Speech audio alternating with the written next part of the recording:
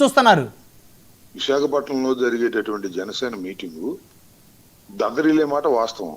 ఎందుకంటే జన్మకో శివరాత్రి అని ఎప్పుడో ఒకసారి పవన్ కళ్యాణ్ గారు అలా కనపడి వెళ్ళిపోతున్నప్పుడు దద్దరిల్లినట్టు ఉంటుంది. నిత్యం రాజకీయాల్లో ఉంటున్నటువంటి వ్యక్తి ఎప్పుడో ఒకసారి తలుక్కున మెరిసి తన పార్టీ గురించి మాట్లాడి వెళ్లిపోయే పరిస్థితుల్లోనే ఇవాళ జనసేన అధినేత పవన్ కళ్యాణ్ గారు ఉన్నారనేది అందరికీ తెలిసినటువంటి సత్యం. ఆయన అధికారంలో వచ్చినప్పుడు అంతే, ఆపోజిషన్ లో ఉన్నప్పుడు అంతే. పూర్తి కాలాన్ని రాజకీయాలకు వెచ్చించడం లేదు, నెంబర్ 1. సరే, రేపు జరగబోయేటటువంటి బహిరంగ సభ దద్దరిల్లిపోతుందంటే దద్దరిల్లొచ్చు, దానిలో ఏమీ సందేహం లేదు. కారణం ఏంటంటే అధికారంలో ఉన్నాడు, సినిమా నటులు కాబట్టి జన సమీకరణ. చంద్రబాబు నాయుడికి మన లోకేష్ కి జనాన్ని ఆకర్షించే శక్తి లేదు, కానీ పవన్ కళ్యాణ్ గారికి ఒక సినీ నటుడు కావటం, హీరో కావటం వల్ల క్రౌడ్ పుల్లర్ ఆయన. సహజంగా జనం వస్తారు, అధికారంలో ఉన్నారు కాబట్టి ఇంకా ఎక్కువ సమీకరణ చేసేటటువంటి అవకాశాలు ఉంటాయి. కాబట్టి రేపు సభకు బాగానే రాగలరని నేను నమ్ముతున్నాను. నెంబర్ 2, వైసీపీ నాయకులు ఆయన వైపు చూస్తున్నారంటే చూసేవాళ్ళు ఎప్పుడూ చూస్తూనే ఉంటారు. చాలా మంది చూశారు, దానిలో చేరారు. ఆ పేర్లు నేను చెప్పను, కానీ ఇప్పుడు కొత్తగా ఎవరైనా చూసి దానిలో చేరాలనుకుంటే చేరుతారు. దానిలో అధికారంలో ఉన్న రాజకీయ పక్షంలోకి వెళ్ళి చేరాలి అనుకునే వాళ్ళు ఉంటారు సహజంగానే. స్టాండర్డ్ లేనటువంటి కొందరు రాజకీయ నాయకులు అధికారం పోయిన తర్వాత ఈ పార్టీని వదిలేసి అధికారంలో ఉన్న పార్టీకి వెళ్ళాలని అనుకునే వాళ్ళు కోకొల్లుగా ఉంటున్నారు. ఇవాళ అవకాశవాద రాజకీయాలు పెరిగిపోయినటువంటి సందర్భంలో మా పార్టీలో చాలా కీలక పాత్రలు పోషించిన వారు కూడా తెలుగుదేశంలోకి వెళ్ళారు, జనసేనలోకి వెళ్ళారు. అధికారం వచ్చిందో జనసేనలోకి వెళ్ళారు.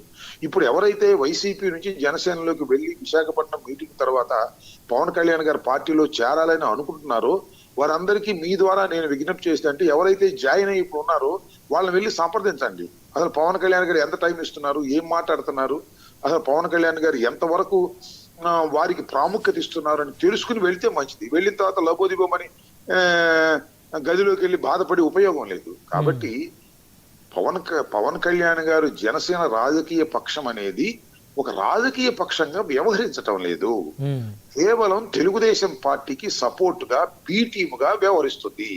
తెలుగుదేశంలో చేరలేని వాళ్ళు దీనిలో చేరి ఏదో అలా ఇలాగా ఉంటున్నారు. ఇవన్నీ 3 నాళ్ల ముచ్చట. అధికారం ఉన్నంతసేపు కూడా చాలా గొప్పగా కనపడేటటువంటి రాజకీయ పక్షాలుగానే ఉంటాయి తప్ప కన్స్ట్రక్టివ్ గా పెరుగుతున్నటువంటి రాజకీయ పక్షం కాదు జనసేన.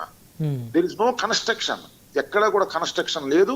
పార్టీ మీద దృష్టి సారించినటువంటి సందర్భం కూడా లేదు. అంటే ఇప్పుడు మీకు ఈ సమావేశాలు చూస్తా ఉంటే ప్రతి పార్లమెంట్ నుంచి కొంతమందిని సెలెక్ట్ చేసి కష్టపడి పనిచేసిన వాళ్ళని, క్రియాశీల సభ్యత్వాలు చేసిన వాళ్ళందరినీ సెలెక్ట్ చేసి వారితో ఆయన ముఖాముఖిగా మాట్లాడుతున్నారు. మీ సమస్యలు ఏంటి, నియోజకవర్గంలో మీరు టీడీపీతో ఎలా ఉన్నారు, టీడీపీ మీతో ఎలా ఉంది, భవిష్యత్ కార్యాచరణ ఏంటని మాట్లాడుతున్నారు. మరి ఇది బలోపేతం చేయటం కదా సార్?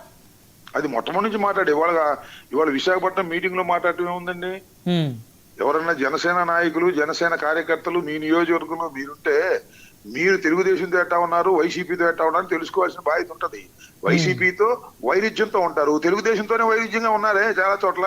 మీరు కూడా చూస్తున్నారు కదా, వార్తలు వింటున్నారు కదా, పత్రికల్లో వస్తున్నాయి కదా. తెలుగుదేశం జనసేన కార్యకర్తలు ఒకరినొకరు జుట్టులు పట్టుకునేటటువంటి పరిస్థితి ఉందా లేదా గ్రౌండ్ లో?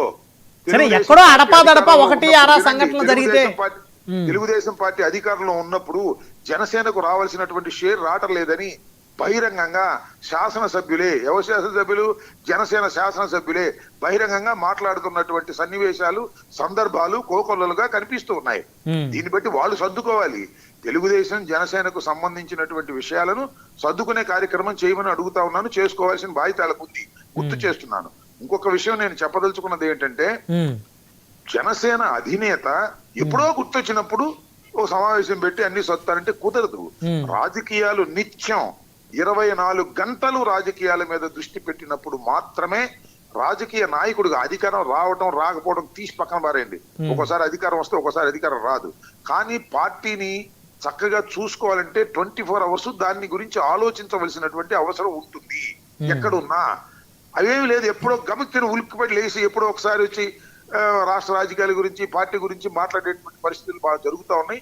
దీన్ని పవన్ కళ్యాణ్ గారు జనసేన పార్టీ సరి చేసుకోవటం మంచిది. లేదు మా జాంకాయ మేము ఇష్టం తింటామంటే నేనేం కాదన్నాను.